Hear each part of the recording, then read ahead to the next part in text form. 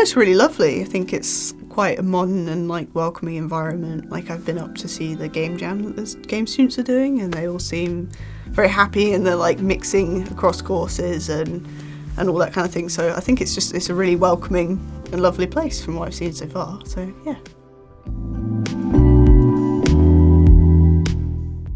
So I've been up around like the games department, and it looks lovely up there. There's like lots of facilities like up there, like computers and whatnot. I haven't seen around like the other places, but yeah, it seems nice so far.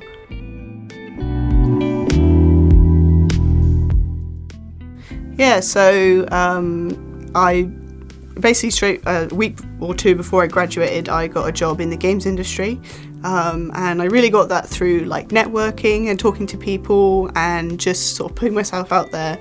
But yeah, and since then I've been working in the games industry, so it's been about 8 or 9 months now. I'm working across various design roles, so I was originally a junior level designer, a game designer, and now I'm working as a freelance environment artist. So it's really just, I've been doing a lot since I graduated, and I thought it would be good to come in and talk to people who are still in education to like give them an idea of what it might look like currently, because I'm very much in, the job application process constantly as a graduate. So yeah, that's kind of a little bit about that.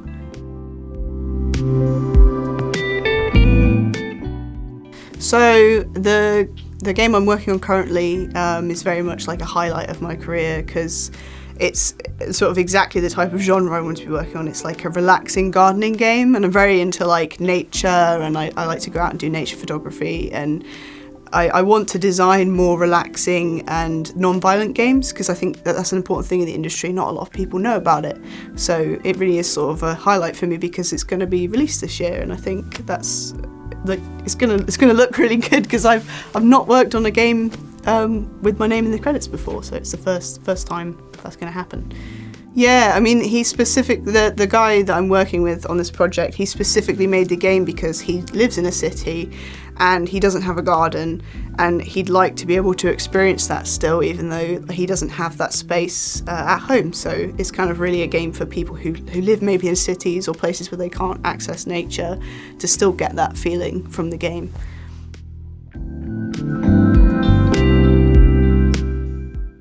I took part in like a mentorship program called Limit Break Mentorship, and the lady who runs that is called Anissa, and she is absolutely wonderful lady. She does so many things for the industry just to give back to people who need help and need a bit of guidance.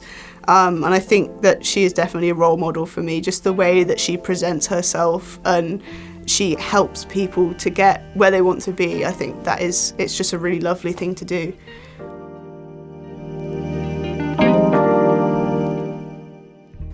I'm really into puzzle games, so I like little small puzzle games, and I can play them for just hours on end because they're sort of different every time.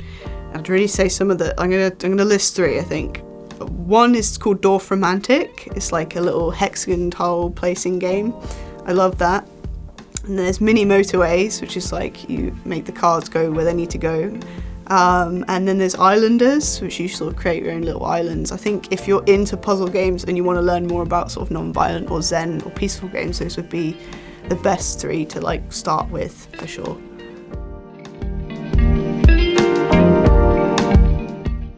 Well, the like long-term goal is to have my own indie studio, so I'd like to operate on more of like a co-op basis, so bring people in and we all work together to make smaller little games for people to enjoy. It's a bit like a cooperative called Sock Pop. I don't know if you've heard of them, but they make tiny little games and they package them up, so you get a monthly package of these small games. I'd really love to operate like that. I think it would be a fun an interesting way to like show games more as art than as like entertainment.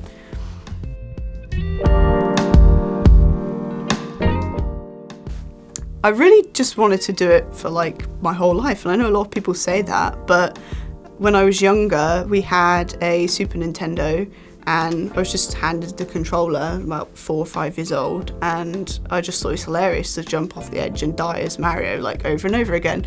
And just from there, really, I've not stopped playing games and being interested in them. And I think it's a really creative way to express art that a lot of people don't utilise because they sometimes see like monetary value in it and things like that. And like as I've gone through my education, I've known that that's like a way that I like to express my art is through games. Did you ever get better at Mario? Yeah, I don't die all the time now, but it's still funny when you're playing with someone and you purposely like throw them off the edge. I like doing that. I'm a bit of a horrible person for that.